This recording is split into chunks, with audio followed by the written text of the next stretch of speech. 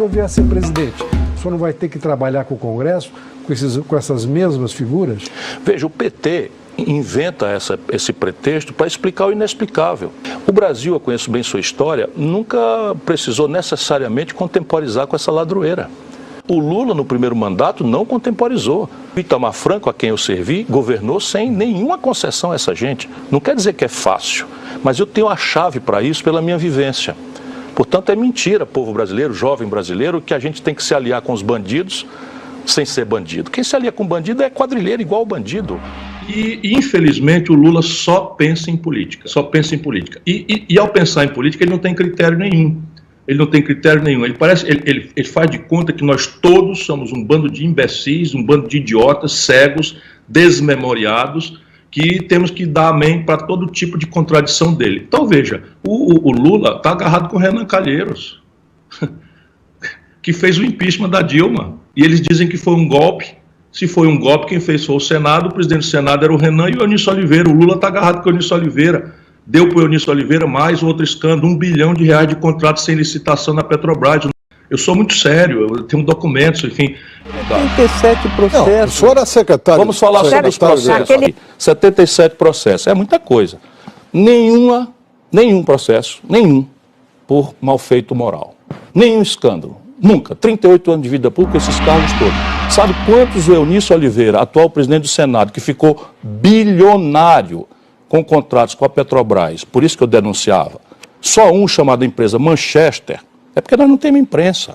Manchester, 300 milhões de reais. Aí eu denuncio isso, ele me processa. Esses processos são ele e o sócio dele, quase todos. Essa crise que está aí, o Bolsonaro está agravando, mas quem produziu foi o Lula e seus. Então deixa eu só completar.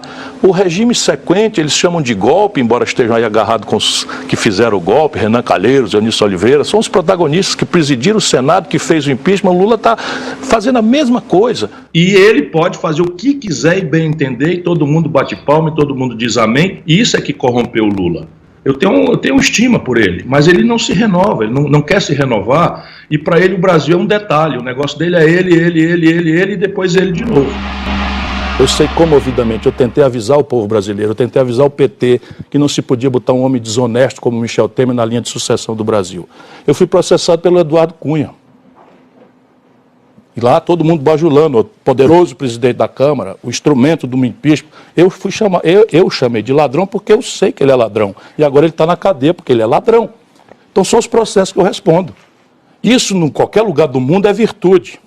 É um camarada que se expõe, eu pago os meus advogados, vou para as audiências, porque eu estou defendendo o quê? Algum interesse particular?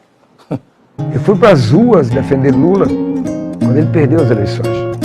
Eu fui para as ruas comemorar quando Lula ganhou as eleições. Por quê?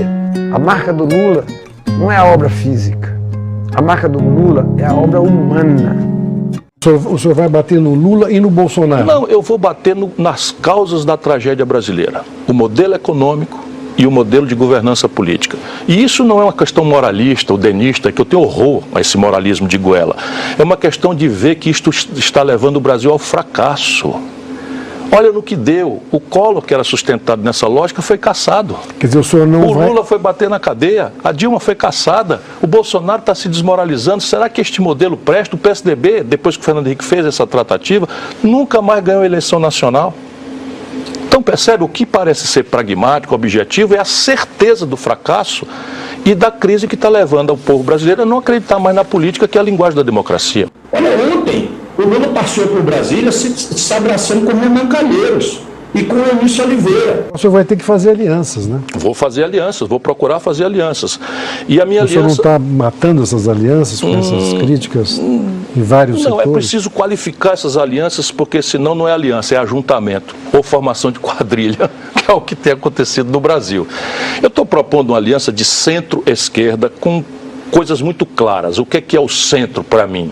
Não é esse negócio que chama a imprensa descuidada, chama de centrão. O centro é o mundo produtivo, é o pequeno e médio empresário, da educação, da saúde, portanto eu não tenho preconceito de nenhuma natureza, e estão passando pão que o diabo amassou. Tem 6 milhões de empresas no Brasil, no Serasa, na antessala de quebrar.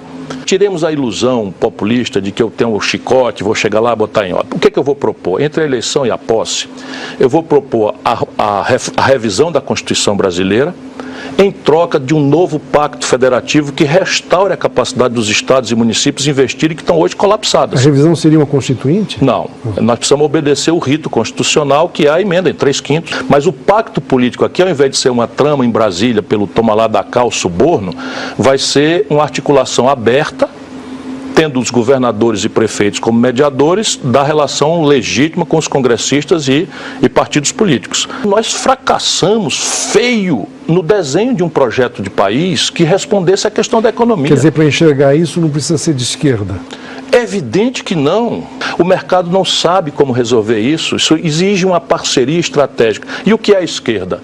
É o mundo do trabalho que está precarizado de um jeito. Irmãos, por favor, vamos compreender. O Brasil tem hoje 40 milhões de pessoas vivendo de bico.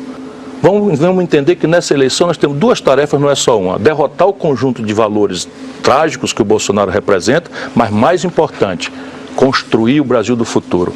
E eu peço uma oportunidade para as pessoas para compreender, entender a minha proposta, melhorá-la, criticá-la, mas não deixar que o jogo brasileiro seja um jogo de Chico contra Manel, porque isso está liquidando o nosso país.